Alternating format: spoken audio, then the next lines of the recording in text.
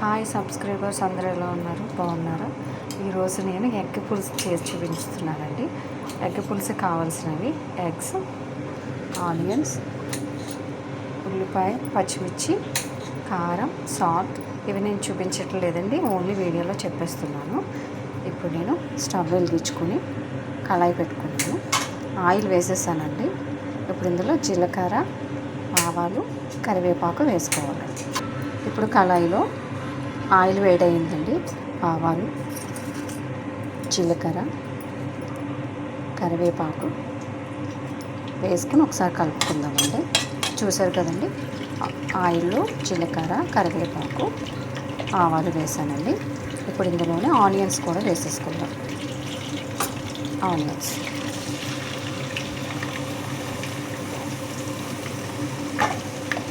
చూసారు కదండి, ఆనియన్స్ కూడా వేసేసాను.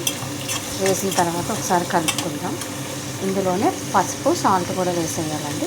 ఆనియన్స్ అనేది మంచి కుక్ అవుతుంది. ఎగ్ పులుసు అంటే చాలా బాగుంటుంది. ఇందులో చింతపండు, బెల్లం కూడా యాడ్ చేస్తానండి. మీకు నచ్చితే బెల్లం వేసుకోవచ్చు, వద్దనుకుంటే స్కిప్ చేసేయచ్చు. ఇప్పుడు ఇందులోనే సాల్ట్ వేసేస్తుందండి. ఒకసారి కలిపేసుకుందాం మంచిగా.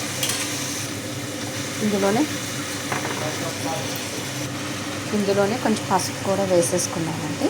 పసుపు వేసుకున్న తర్వాత కలుపుకుందాం. ఆనియన్స్ ఆయిల్లో మంచిగా కుక్ అవ్వాలండి. కుక్ అయిన తర్వాత చూపిస్తాం. ఆనియన్స్ మంచిగా ఆయిల్లో ఫ్రై అయినాయండి. చూస్తున్నారు కదా, ఇలా గోల్డ్ కలర్లో వచ్చేంత వరకు ఆనియన్స్ ఆయిల్లో ఫ్రై చేసుకోవాలి. ఎగ్స్ ఉన్నాయి కదండి, ఎగ్స్ ఘాట్లు పెట్టుకోవాలండి. చూస్తున్నారు కదా, నేను మీకు వీడియోలో చూపించలేదు. ఇలా ఘాట్లు పెట్టుకోవాలండి. ఎగ్స్ పులుసుకి మంచిగా బాగుంటుంది.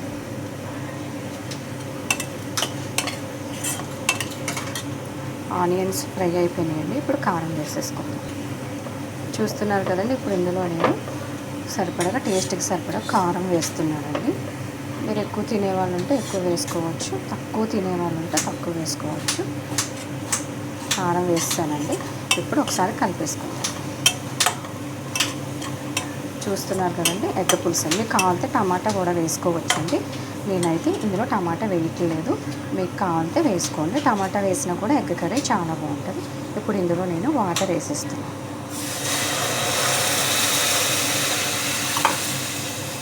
చూసారు కదండి, ఇందులో నేను వాటర్ వేసేసాను.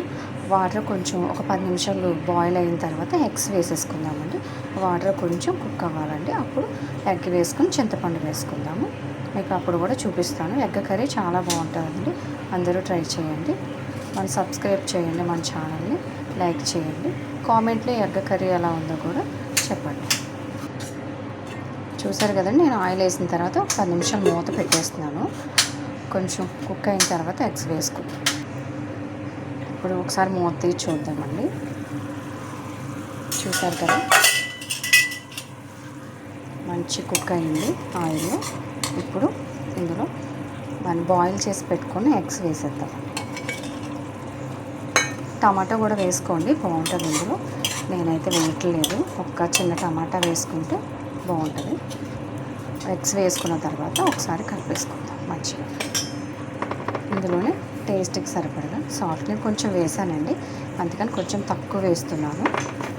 ఇందులోనే చింతపండు నేను రెడీ చేసి పెట్టుకున్నానండి. చింతపండు గుజ్జు వేస్తున్నాను.